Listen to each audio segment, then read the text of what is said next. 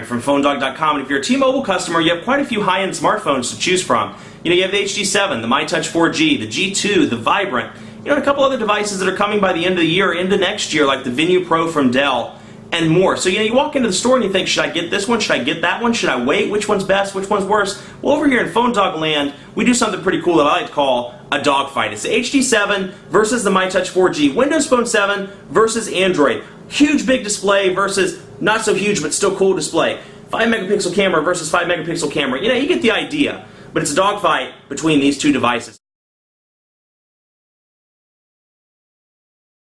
You can see T-Mobile pre-installed applications like App Pack, Asphalt 5, myTouch Demo Video, Desktop, FriendStream, which is actually an HTC thing, not a T-Mobile thing. But things like My Account, Yahoo Messenger, My Device, My Modes, Rock Band, Setup, T-Mobile TV, and then Quick for the front-facing video camera so you can video chat. And actually the integration with Quick is incredible on the myTouch 4G. Before I get it too far into that, you have Wi-Fi calling and Wi-Fi hotspot as well, so it's kind of like the T-Mobile at home days. You can jump on Wi-Fi, make phone calls, and then Wi-Fi hotspot so you can share your internet connection, that super fast HSPA Plus with everybody else. But to jump back into video chat, it's pretty integrated into the device. You can see contacts, for example. I don't have any in here, I don't think, but yeah, I can use these. Check balance, check minutes, check text usage. You see the little circles beside those. It'll let you know when somebody's online and on Quick. So the integration between the two is pretty impressive. Whereas with Android devices of the past, it's been kind of separate contact lists. So it's nice to see the integration there. Now let's have a look at some of these different programs just to get an idea of the differences between Android and Windows Phone 7. Like, let's have a look at T-Mobile TV on the myTouch 4G versus T-Mobile TV on this one. Now, while that's loading, this comes with, it's pretty minimalistic in terms of what it comes with. A lot of these are apps I've downloaded. Family Room is a T-Mobile application. T-Mobile My Account's also on this one. T-Mobile TeleNav and then T-Mobile TV is on this as well. So just to give you a comparison between the two, we'll accept. And we'll accept on this one as well. Now, the myTouch 4G has a tactical advantage on the network side than to the HD7. We'll start that trial as well. The HD7 is an HSPA Plus device, whereas the myTouch 4G is an HSPA Plus device. So if you want to take advantage of those 4G-like speeds or 4G speeds, depending on what you think, you can do it on the myTouch 4G. You can't do it to nearly to the extent on the HD7. So you compare speed test to speed test. This will always get higher network speeds if you're in an HSPA Plus market. So the only two HSPA Plus capable cell phones right now on T-Mobile are the G2 and the myTouch 4G. So keep that in mind. If that 4G that they keep advertising is important to you, well, you don't even need to watch this video anymore because the myTouch is the only one of the two that supports it. But let's have a look at the picture here.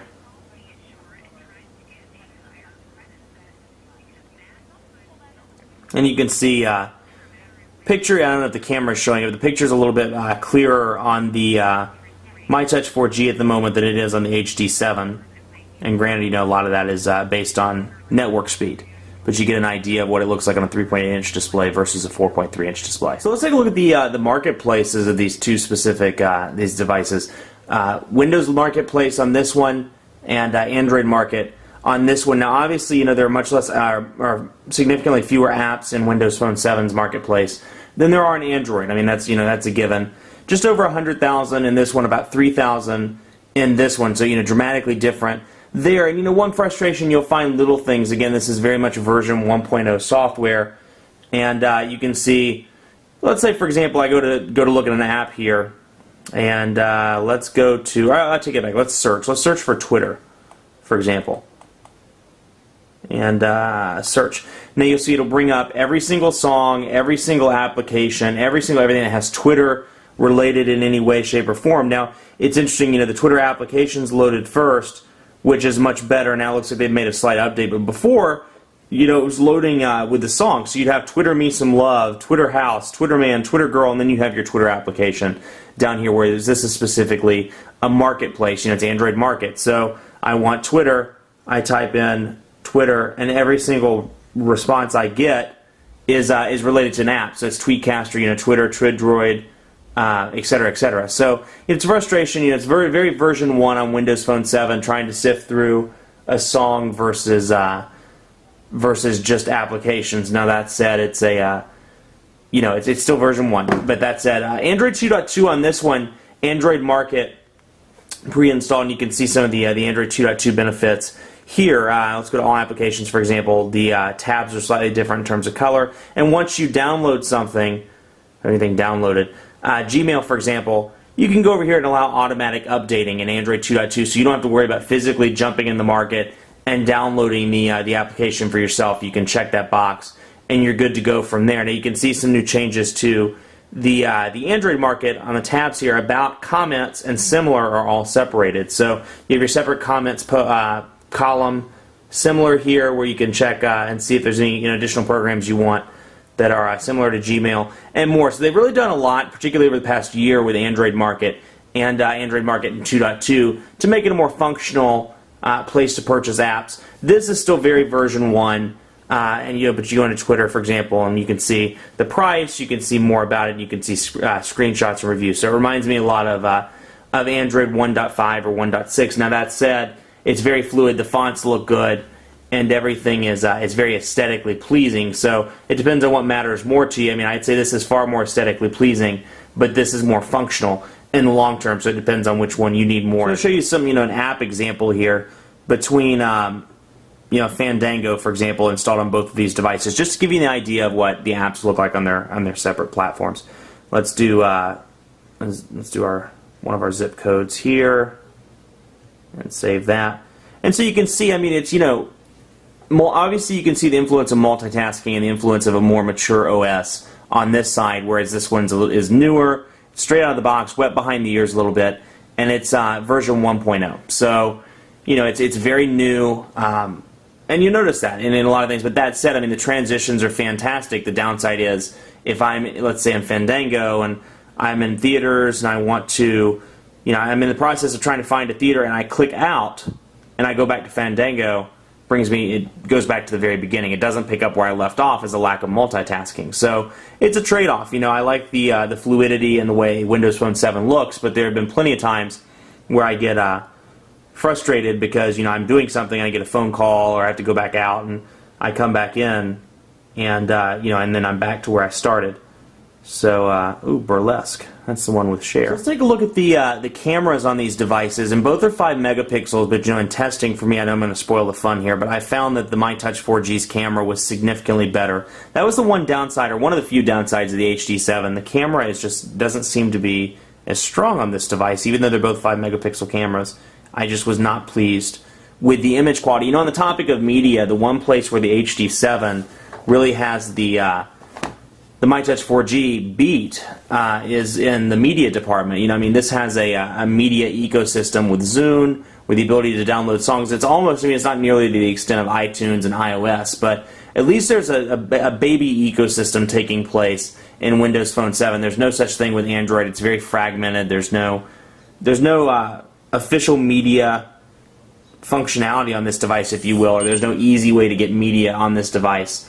Whereas with this, very much like iOS, you can access Zune, you can download songs. So, it's trade-off. This is very, again, I keep saying this, but for a version 1 product, the integration there is fantastic, and in my opinion, even at version 1 blows Android out of the water, at least in that department. But let's take a look at the pictures here.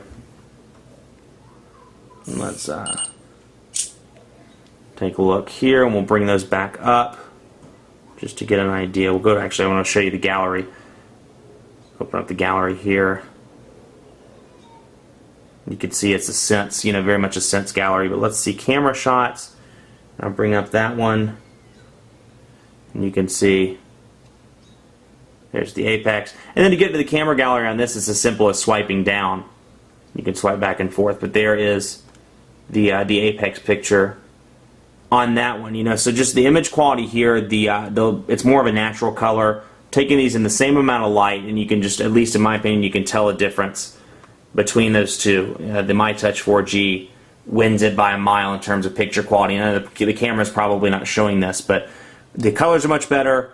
the saturation's better, and the image is more crisp and clear on this device than it is on the HD7. So at the same time, while I praise the HD7 for its media capabilities and the ecosystem it has in the media and music department, I have to praise the myTouch 4G and Google and Android as a whole for fantastic navigation functionality. I mean, this thing, when it comes to navigation, maps, this is the leader, in my opinion, in the smartphone space. You know, I was on vacation, and I used maps, you know, the whole time, and it GPS to my location, provided me with dinner ideas when I needed to go somewhere. You know, GPS my location and found the nearest Walmart, or the nearest place for coffee or ice cream. And, you know, T-Mobile takes it a step further with the Genius button on the myTouch 4G line, where I can click it and say something like, "Find coffee."